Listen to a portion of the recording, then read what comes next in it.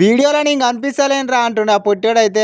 అక్కడ పోతే ఇక్కడ వస్తుండు, ఇక్కడ పోతే అక్కడ వస్తుండు, ఆడు ఎక్కడున్నా కనిపిస్తలేడు.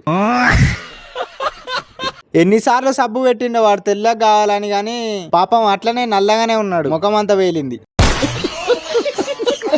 వానికి ఉన్నదే రింగులు జుట్టు, కానీ దెబ్బకోసారి చేయబెట్టి ఆ జుట్టులనే దూస్తూనే ఉన్నాడు. కానీ అది ఎట్లున్న జుట్టు గట్లే ఉంటుంది, కర్లీ హెయిర్ కదా.